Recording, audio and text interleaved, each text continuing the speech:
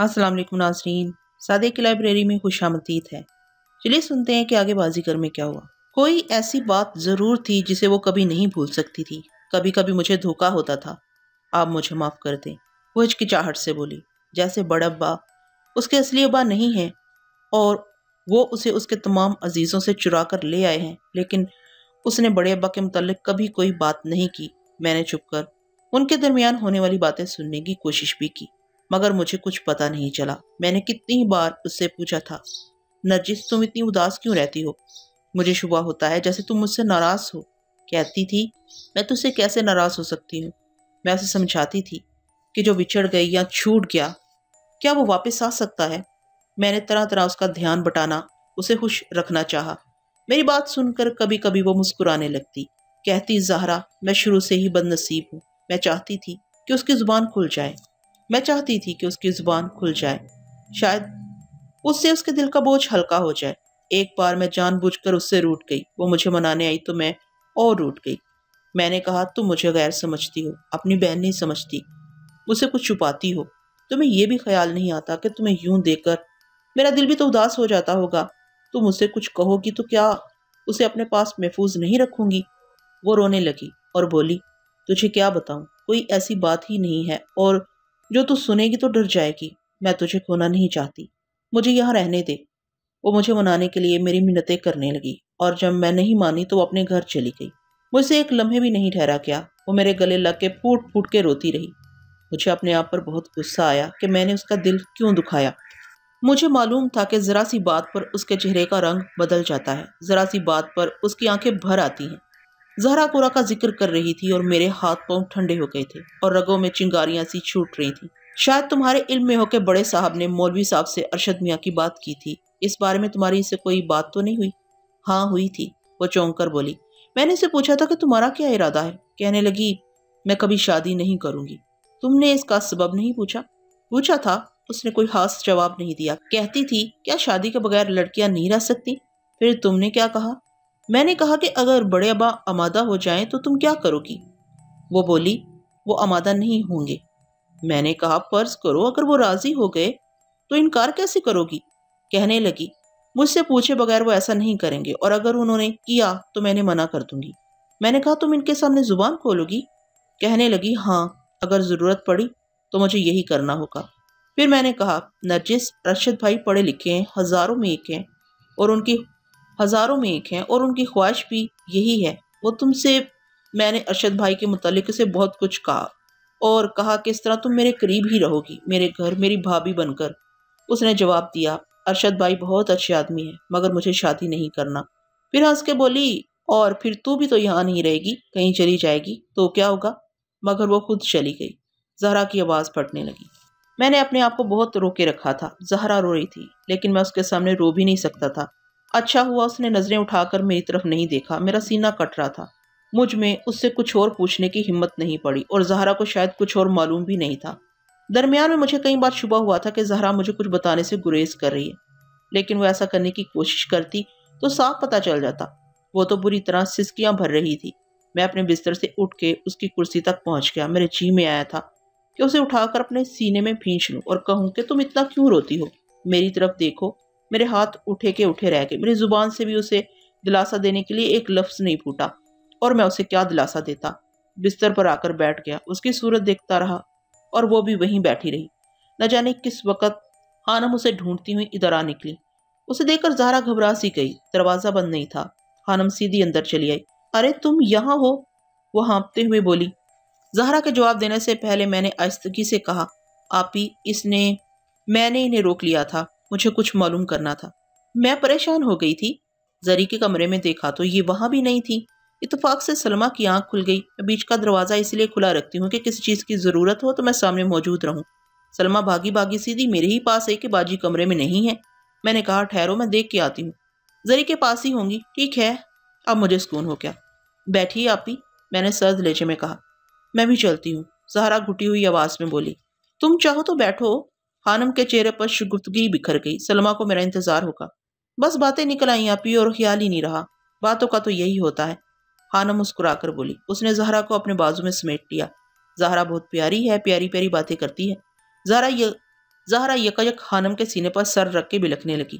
ارے یہ کیا؟ خانم نے بے قرار نظروں سے میری جانب دیکھا۔ کیا تم نے کچھ کہہ دیا بابر میاں؟ نہیں آپی، میں نے تو کچھ نہیں کہا، ان کے گھر کی بات ہو رہی تھی۔ اور زہرا تم بہت صبر کی لڑکی ہو، یہ بچوں کی طرح آنکھیں کیوں لال کر لی؟ خانم اس کی پیٹھ تھپکتے ہوئے شفقت کے لہجے میں بولی، آؤ میرے ساتھ چلو۔ وہ مجھ سے مخاطب ہو کر اجازت لینے لگی۔ بابر میں اسے اب لے کے جا رہی ہوں۔ میں نے کچھ نہیں کہا، میری آواز حلق میں اٹک کر رہ گئی تھی۔ خانم جاتے جاتے دروازہ بھیڑ گئی تھی۔ روشنی گل کر کے میں نے مسہری پر لیٹنے کی کوشش کی، لیکن ایک پل کے لیے نیند نہیں آئی۔ کمرے میں ہر سو اندھیرا پھیلا ہوا تھا۔ مجھے ایسا لگا جیسے میری آنکھوں میں روشنی نہیں رہی ہے اور ساری دیواریں مجھ پر گرنے والی ہیں۔ میں نے کمرہ دوبارہ روشن کرنے کے لیے اٹھنے کا ارادہ کیا، مگر میرا سارا جسم لوتھڑا سا بن گیا تھا۔ ساری رات زہرا کی باتیں میرے کانوں میں گونجتی رہیں۔ زہرا نے کوئی نئی بات نہیں بتائی تھی، وہی کچھ بتایا تھا جو میں نے جانا تھا، میں پہلے سے جانتا تھا۔ منیر علی کے ملنے سے پہلے بھی، جسلیمر جانے سے پہلے مجھے معلوم تھا کہ وہ کہیں بھی چلی جائے، 7 سمندر پار سہی، چاہے صدیاں بیت جائیں، مگر وہ کورا ہی رہے گی اور میں اس کے ساتھ رہوں گا۔ منیر علی اور زہرا نے صرف میرے یقین کی تصدیق کی تھی۔ اس کے بارے میں مجھے اتنا یقین نہ ہوتا تو 8 پہر بھی نہ گزرتے۔ 8 سال تو بہت ہوتے ہیں۔ اب میرے لیے نیا نہیں تھا، مگر اس نے میرے جسم کی ساری طاقت کھینچ لی تھی۔ زہرا کی ایک ایک بات میرے سینے میں چبھ رہی تھی۔ وہ شاید مجھ پر ماتم کرنے آئی تھی، وہ کورا کے لیے رو رہی تھی، مگر اس کا رونا دراصل میرے لیے تھا۔ میں کس اطمینان سے یہاں بیٹھا ہوں۔ وہ مجھے تانا دینے آئی تھی، اور اصل میں وہ کورا ہی تھی جو اپنی سہیلی زہرا کی شکل، اس کی زبان میں اپنا حال بیان کرنے آئی تھی۔ ساری رات مجھ پر سکتا سا طاری رہا۔ صبح نسا ناشتے کے لیے بلانے آئی تو مجھ سے چلا نہیں گیا۔ میں صحن تک جا کر لوٹ آیا۔ نسا میرا ناشتہ کمرے میں ہی لے آئی۔ نسا کے اصرار پر میں نے چند لقمے زہر مار کر لیے۔ اس کے جاتے ہی حویلی سے نکل گیا۔ مجھے ڈر تھا کہ وہ جا کے سب کو بتائے گی اور سبھی پھر مجھے پوچھنے آئیں گے۔ مجھے اپنے آپ سے گھن آ رہی تھی۔ 1.5 مہینہ یہاں آئے ہوئے ہو گیا تھا۔ میں جمرو کے اڈے پر تماش بینی کرتا، کوئی لائبریری میں بیٹھا کس سے کہانیاں پڑھتا رہتا تھا، جیسے مجھے کوئی اور کام نہیں تھا۔ سب کچھ نبٹ چکا تھا، یا مجھے راستوں کے پھیلاؤ اور اپنے سمٹاؤ کا شدت سے احساس ہو گیا تھا۔ میری آنکھیں ایک فاصلے تک ہی دیکھ سکتی تھی اور راستے حد نظر کے پار تک جاتے تھے۔ میرے پاؤں ایک وقت میں ایک ہی گلی میں دوڑ سکتے تھے۔ میرا خیال تھا کہ یہاں آنے کے کچھ دن بعد وٹل خود مجھ سے کہے گا۔ اس کا چند دنوں تک یہاں ٹھہرے رہنا ضروری تھا، اس لیے میں نے اس پر زور نہیں دیا۔ لیکن وٹل یہاں آ کے مردانے میں بیٹھا حقہ گڑگڑا رہا تھا اور اسے کوئی خبر ہی نہیں تھی۔ گھر سے تو میں خود بھی کسی وقت نکل جاتا، فوراً نہیں تو 15 دن بعد، 1 مہینے بعد صحیح، مجھے اتنے دن نہیں لگتے۔ اتنے دن صرف وٹل کے انتظار میں لگے، کیونکہ وہ راستے مجھ سے زیادہ پہچانتا تھا۔ وہ نہ ہوتا تو میں شاید کورا کے گھر تک نہ پہنچ پاتا۔ میں تو اسی وقت چلنے کو کہہ رہا تھا جب منیر علی نے یہ کہہ کر بات ختم کر دی تھی کہ مولوی صاحب 7 مہینے پہلے اچانک ایک رات غائب ہو گئے۔ وٹل نے وہیں ٹھہرنے پر اصرار کیا، یہاں تک کہ منیر علی کی زبان پر رانا مہتاب کا نام آ گیا۔ وٹل کو اپنے ساتھ لے جانے کی وجہ سے مجھے بھی خاموش رہنا پڑا۔ اتنی عرصے کی دوڑ دھوپ کے بعد اب راستوں پر پہلے سے نشان لگانا ٹھیک معلوم ہوتا تھا، اور یہ کام وٹل مجھ سے بہتر جانتا تھا۔ اس کی آنکھوں میں میری طرح بار بار اندھیرا نہیں چھا جاتا تھا۔ یہ جھجک تھی تو وقت کو یوں گوا دینے کے اندیشے کے سبب سے تھی، یہ انجام کا خوف نہیں تھا۔ مجھے کم سے کم اتنا معلوم ہو چکا تھا کہ وہ کسی چھت کے نیچے بلاؤں سے دور رہ رہی ہے۔ سڑکوں پر جگہ جگہ جمرو کے ساتھی مل جاتے۔ حویلی کے کب سے کھیتوں گزرتا ہوا میں شہر سے دور نکل آیا اور سارا دن ایک باغ میں پڑا رہا۔ باغ کا چوکیدار ایک مہربان آدمی تھا۔ اس نے مجھے برا بھلا نہیں کہا، بلکہ اپنی کھاٹ میں لیے چھوڑ دی۔ وہاں بہت سکون تھا، لیکن میرا دل ڈوبا جا رہا تھا۔ شام ہو گئی اور ہر طرف سناٹا چھا گیا، تو حویلی میں واپس جانے کی بجائے میں نے وہیں سے اسٹیشن جانے کا ارادہ کیا۔ لیکن پھر یہ سوچ کے میں حویلی کی جانب مڑ گیا کہ اگر اس نے اور دیر کی تو میرا دماغ پھٹ جائے گا۔ اس نے ہل و حجت کی تو پھر میں خود کہیں کسی طرف نکل جاؤں گا۔ میں نے جسلیمر میں اسے وعدہ کیا تھا کہ اسے مطلع کیے بغیر کہیں نہیں جاؤں گا۔ حویلی تک پہنچتے پہنچتے رات گہری ہو گئی تھی۔ چوکیدار نے دروازے پر ہی مجھے بتا دیا تھا کہ وٹل کئی بار مجھے پوچھ چکا ہے۔ میں مردانے میں پہنچا تو جمرو کے اڈے کے بہت سے آدمی وہاں موجود تھے۔ کبن خان اور جمرو وٹل کے ساتھ چوکی پر دائیں بائیں بیٹھے ہوئے تھے۔ اڈے کا ایک آدمی مرلیہ چائے کی پیالیاں تقسیم کر رہا تھا۔ مرلیہ مرلی بجانے میں ماہر تھا، اس لیے اس کا نام مرلیہ پڑ گیا تھا۔ مردانے میں شور گونجا ہوا تھا۔ وہ سب اتنے محب تھے کہ انہیں میرے اندر داخل ہونے کی خبر نہیں ہوئی۔ میں چپکے سے ایک کونے میں دیوار سے لگ کر بیٹھ گیا۔ کبن خان اور جمرو میں کسی عورت کی بابت جھگڑا ہو رہا تھا۔ مجھے یہ سن کر حیرت ہوئی کہ 2-3 ماہ پہلے جمرو لکھنؤ سے روشن نامی ایک طوائف کو بھگا کر لے آیا ہے، اور اس نے فیض آباد میں اسے ایک علیحدہ گھر لے کر دیا ہے، جہاں وہ ہر دوسرے تیسرے روز جاتا اور گھر کا سارا خرچہ اپنی جیب سے اٹھاتا ہے۔ کبن خان وٹل سے اصرار کر رہا تھا کہ اس لڑکی کو لکھنؤ واپس کر دیا جائے، کیونکہ اس کا تعلق कब्बन खान के इलाके से नहीं है और इलाके के तमाम लोगों को पता चल गया है कि कौन रोशन को ले गया है। वो अभी तक इन्हें रोके हुए है, लेकिन अगर लड़की वापस नहीं गई तो वो उसके इलाके से लड़कियां उठाने की कोशिश करेंगे और खून खराबा हो जाएगा। विठल इन दोनों की बातें सर हिलाए बगैर तवज्जो से सुन रहा था। हुक्के की नया उसके मुंह में दबी हुई थी। दरमियान में लोग जोर जोर से बोल उठते थे, जिनमें से कुछ जुमरू की हमनवाई कर रहे थे, कुछ कब्बन खान की। कुछ खामोश बैठे विठल का चेहरा देख रहे थे। वो दोनों तेज हो जाते तो विठल इन्हें झिड़क देता। चाय तकसीम करते हुए मुरलिया मेरी तरफ आया तो एकदम चिल्ला उठा, उस्ताद, लाडले बाबू तो इधर बैठे हैं। मर्दाने में एक लहजे के लिए सकूत हो गया। सबकी निगाहें मुझ पर मरकूज हो गई थी। लाडले? विठल चौंक सा गया, ऊंची आवाज में बोला, कब आया रे? उधर क्यों बैठा है? दूसरे ही लम्हे कब्बन खान लपकता हुआ मेरे पास आ गया और मुझे उठा के चौकी पर ले गया। किधर उड़ गया था पंछी? विठल ने तुनक के पूछा। यही था, मैंने तलही से जवाब दिया। उसने झटके से मेरी थोड़ी पकड़कर एक नजर मुझे घूर कर देखा और कब्बन खान को इशारा किया कि वो अपनी बात जारी रखे। कब्बन खान के लहजे में पहले जैसा जोर नहीं रहा था। वो दबे लफ्जों में अपनी बात दोहरा रहा था कि जुमरू चाहे तो उसके लिए एक से एक हसीन लड़की फराहम कर सकता है, मगर जुमरू को वो लड़की वापस करनी चाहिए। फिर ये भी हो सकता है कि वो उस लड़की का सौदा करके उसे दोबारा जुमरू के हवाले कर दे। जुमरू ने जवाब में जुबान खोली ही थी कि विठल ने हाथ उठाकर इन्हें खामोश कर दिया। कल देखेंगे, उसने तुर्शी से कहा। उन लोगों ने गुफ्तगू का मौजू तो बदल दिया, मगर वहां से उठे नहीं। वो विठल को अड्डे से ले जाने के लिए आए थे। कब्बन खान ने लखनऊ से खास विठल को सुनवाने के लिए एक तवाइफ बुलवाई थी और आज रात अड्डे पर नाच गाने की महफिल जमने वाली थी। वो विठल को वक्फे वक्फे से टोक रहे थे कि वक्त ज्यादा हो गया है। विठल का शायद पहले से जाने का इरादा होगा, मगर अब वो आमादा नजर नहीं आता था। मुझे मालूम नहीं था कि उनके साथ गया या नहीं। मैं वहां से उठकर चला आया। विठल ने मुझे रोका भी नहीं था। दालान और सेहन में रोशनी हो रही थी। जनान खाने के तमाम कमरों के दरवाजे खुले हुए थे। कोने के पहले कमरे में जहांगीर मेज पर झुका हुआ किताब पढ़ रहा था। उसके बराबर ही दूसरी मेज पर अरशद बैठा था। मैं हानम के कमरे के सामने से गुजरा तो निसा के तेज तेज बोलने की आवाज आई। गालबन वो सभी वहां मौजूद थे। मैंने सोचा जरी की खैरियत मालूम कर लूं, मगर मैं आहिस्ता कदमों से चलता हुआ अपने कमरे में आकर लेट गया। इस मौका पर विठल से कुछ कहना ठीक नहीं था और वैसे भी ठीक नहीं था। इतने दिनों में विठल के चेहरे पर बहाली आ गई थी। यहाँ बहुत से लोग मौजूद थे, हवेली के अलावा जुमरू के अड्डे के आदमी भी। कब्बन खान भी कभी कभी लखनऊ से आ जाता था। जरी हर वक्त उसका ख्याल रखती थी। नेसा उसका सर दबाने का बहाना करके उसके पास आ जाती थी। वो जहांगीर से पंजा लड़ाता था और जब जहांगीर उसका पंजा मोड़ देता था तो वो खूब कहके लगाता था। अरशद जब देखो उसके पास बैठा रहता था। मेरे साथ क्या था? एक बस्ती से दूसरी बस्ती, एक शहर से दूसरे शहर, पहरों भूखे रहना, रात को थक कर किसी सराय या होटल में पड़ जाना, दूसरे दिन फिर लोगों से फकीरों की तरह सवाल करना। अजनबी जगहों पर लोग हमें मशकूक नजरों से देखते थे। कोई कुछ समझता था, कोई कुछ। विठल को ये सब भुगतने की क्या जरूरत थी मेरी वजह से? लेकिन जब वो मेरा ख्याल रखता था तो मुझे भी उसका ख्याल रखना चाहिए था। मैंने बिस्तर से उठ के दरवाजा बंद कर दिया और कमरे की तलाशी ली। मुझे वहां अपने मतलब का कोई थैला नहीं मिला। मैंने एक चादर में अपने चंद जोड़ी कपड़े लपेट लिए। चेक बुक और बैंक के सादे कागजात करमच के लिफाफे में बंद करके मैंने अलमारी में डाल दिए थे। इन्हें निकालकर मैंने सदरी की अंदरूनी जेब में डाल लिया। नकद रकम भी मेरे पास चंद ही रुपए थी। उस रोज बाजार से खरीदारी के बाद बच गए थे। ये रकम बहुत कम थी, मगर घर के किसी शख्स से मांगने का सवाल ही पैदा नहीं होता था।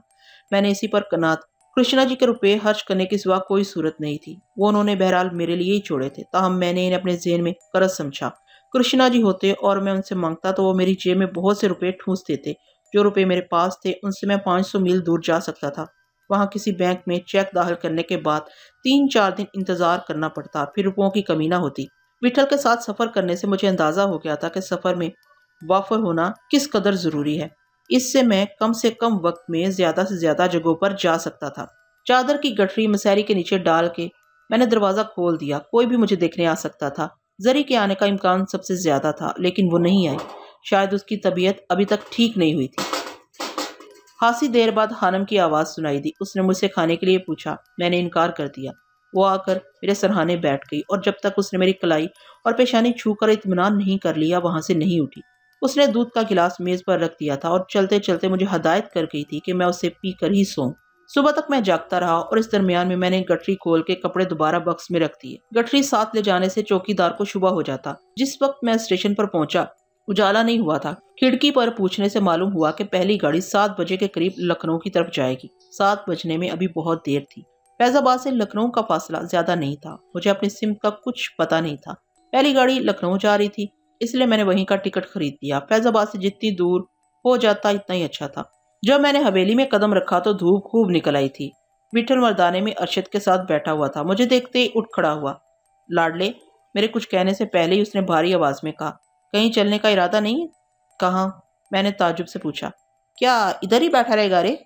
بیٹھے تو تم ہو۔ میری آواز چھچرانے لگی۔ بیٹیا سے میں نے بول دیا ہے۔ کیا بول دیا ہے؟ چلنے کا۔ وہ ٹھنڈی سانس لے کر بولا۔ مگر کہاں جاؤ گے؟ میں نے بکھلا کر پوچھا۔ پہلے کلکتے 2-4 روز کے لیے چلیں گے، پھر کہیں اور نکل جائیں گے رے، وہ کھوئے ہوئے لہجے میں بولا۔ مجھے یقین نہیں آیا۔ وٹھل نے مجھے یقین دلانے کی کوشش بھی نہیں کی۔ وہ ارشد کے ساتھ زنان خانے میں چلا گیا۔ جمرو کے اڈے کے لوگ جب آنا شروع ہوئے تو ان کی زبانی پتہ چلا کہ وٹھل آج ہی رات کلکتے جا رہا ہے۔ صرف ایک دن درمیان میں تھا۔ میں پھر اندر نہیں گیا، دن بھر مردانے ہی میں رہا، لیکن جاتے وقت وہ سب لوگ سامنے تھے، سب کی آنکھیں لبریز تھیں۔ میں وٹھل سے پہلے حویلی سے باہر آ گیا۔ جہانگیر، ارشد اور منیر علی اسٹیشن تک ہمیں چھوڑنے آئے۔ جمرو کے اڈے کے تمام آدمی وہاں موجود تھے۔ کبن خان اور منن ڈبے سے نہیں اترے تھے۔ گاڑی چلی تو مجھے پہلی بار پتا چلا کہ یہ دونوں بھی ہمارے ساتھ کلکتے جا رہے ہیں۔ دوسرے دن دوپہر کو گاڑی ہاوڑہ اسٹیشن پر ٹھہری تو ایک ہجوم نے ہمارا ڈبہ گھیر لیا۔ جاموں، کانتے، نصیب میاں، شولی، لالا وغیرہ، لیکن اس کے ساتھ اور بھی بہت سے لوگ تھے۔ انہیں دیکھ کر میری آنکھیں حیرت سے پھٹی رہ گئیں۔ وہاں پیرو، ماچھی، زورا، چیدہ اور ماسٹر مارٹی بھی تھے۔ مارٹی لوگوں کے اوپر سے کودتا ہوا میرے گلے سے لپٹ گیا۔ ٹڈے نے زور سے میری ٹانگیں جکڑ لی۔ مارٹی، میں نے اسے جھنجھوڑتے ہوئے پوچھا، تم یہاں کیسے آ گئے؟ اپن کو ادھر استاد کا میسج ملا، ادھر ٹکٹ کٹایا، پر پھر بھی سارا دیری ہو گیا۔ استاد کا میسج؟ میری آواز سنسنانے لگی۔ تم کو نہیں معلوم راجا؟ وہ حیرانی سے بولا۔ ادھر وٹھل دادا نے پیرو دادا کو میسج بھیجا تھا کہ ایک دم کلکتہ پہنچو۔ وٹھل بھائی نے بھیجا تھا؟ ہاں، اسی نے لکھا تھا کہ سب اگلا پچھلا گناہ معاف کرا کے آنا۔ ادھر 3-4 مہینہ لگ سکتا ہے، اپن کو ادھر پہاڑوں کے ایڈجسٹمنٹ میں دیری ہوئی۔ دھندا بہت پھیل گیا ہے کنگ۔ میں نے چپٹتی نظروں سے وٹھل کو دیکھا۔ وہ پیرو کا سینہ ٹھوکتے ہوئے کہہ رہا تھا، دادا دم تازی کر کے آئے ہو، ابھی ادھر دور پہاڑوں پر چلنا ہے۔ نرک میں چلو وٹھل بھائی، پیرو دھاڑتے ہوئے بولا۔ وٹھل کی بات پر میرے کان کھڑے ہو گئے۔ پیرو دادا سے وہ کیا کہہ رہا ہے؟ دور پہاڑوں پر چلنے سے اس کی کیا مراد ہے؟ لیکن اتنے میں کانتے نے مارٹی سے مجھے چھین لیا اور اتنی زور سے بھینچا کہ میری سانس رکنے لگی۔ لاڈلے، کدھر کھو گیا تھا جانی؟ وہ میری گردن اور دونوں گال چومتے ہوئے کہنے لگا، کانتے کو بھول گیا؟ نہیں کانتے، میں نے اسے دبوچتے ہوئے کہا۔ روز ڈاکیے سے پوچھتا تھا اپنے جانی کا کوئی خط پتر آیا؟ فرصت ہی نہیں ملی کانتے۔ فرصت کی مت بول دھیان ہی نہیں آیا۔ نہیں کانتے، میری آواز بھرا گئی۔ اب کیسا ہے تو؟ میں ٹھیک ہوں۔ کیا ٹھیک ہے؟ پہلے سے جان آدھی کر کے آیا ہے۔ جاموں نے مجھے جواب دینے کا موقع نہیں دیا۔ اس نے کانتے کو گردن سے پکڑ کر مجھ سے جدا کر دیا اور میرے گلے سے لگ گیا۔ ٹڈا میری ٹانگوں سے چپکا ہوا تھا۔ اسٹیشن پر کلکتے کے اڈوں کے بہت سے لوگ موجود تھے۔ ڈبے کے ساتھ ان کی ایک بھیڑ لگی ہوئی تھی اور انہوں نے پلیٹ فارم پر مسافروں کا راستہ روک رکھا تھا۔ جاموں ابھی مجھ سے کچھ کہہ ہی رہا تھا کہ زورا اور چیتا نے مجھے اپنے بازوؤں میں چھپا لیا۔ برس نہیں گزرے تھے، لیکن ایسا معلوم ہوتا تھا جیسے انہوں نے مجھے اور وٹھل کو برسوں بعد دیکھا ہو۔ ماچھی، شولی، ساٹے، لالا، نصیب میاں، بسوا، وہ کبھی وٹھل کے پاس جاتے، کبھی میرے پاس آتے۔ منن اور کبن خان کو بھی انہوں نے گھیر لیا تھا۔ ان کی چیخیں اور نعرے سن کے بہت سے مسافر ہماری طرف اکٹھے ہو گئے تھے۔ جب پیرو میری طرف بڑھا تو سب نے اس کے لیے جگہ چھوڑ دی۔ لاڈلا، اس نے دھاڑتے ہوئے مجھے ٹانگوں سے پکڑ کر اوپر اٹھا لیا اور ناچنے لگا۔ استاد وٹھل بھائی، وہ وٹھل کو مخاطب کر کے بولا، لاڈلا اپن کا ہے، تمہارا ہے پیرو دادا، تمہارا ہے۔ وٹھل نے ہنستے ہوئے جواب دیا، ابھی اپن ادھر سے اس کو پارسل کر کے لے جائیں گا۔ وہ سب کہہ کے لگانے لگے۔ جیسے ہی پیرو نے مجھے اوپر اچھال کر اپنے بازو چھوڑے، میں جھپٹ کے نصیب میاں کے پاس پہنچا۔ وہ میرے نزدیک آنے کی دیر سے کوشش کر رہا تھا۔ نصیب میاں سفید شیروانی میں ملبوس تھے، سر پر دوپلی ٹوپی تھی، رنگ کھلا ہوا تھا لیکن عمر میں پہلے سے زیادہ معلوم ہوتے تھے۔ نصیب میاں، میں نے اسے سینے سے چمٹا لیا۔ بالم، اتنی دیر لگا دی؟ وہ اداسی سے بولا۔ ہاں، کچھ دیر ہی ہو گئی، دل کو کسی ٹھکانے پر لگا دو نوشا۔ نصیب میاں، میں نے اس کی گردن میں منہ چھپا لیا۔ بد نصیب سچ کہتا ہے، وہ مجھے گدگداتے ہوئے بولا۔ خیر چھوڑو، تم نے تل نہیں لگایا؟ کیسا تل نصیب میاں؟ میں نے حیرانی سے پوچھا۔ بھول گئے؟ سجنا کہا تھا کالا تل لگا کے پردے سے نکلا کرو۔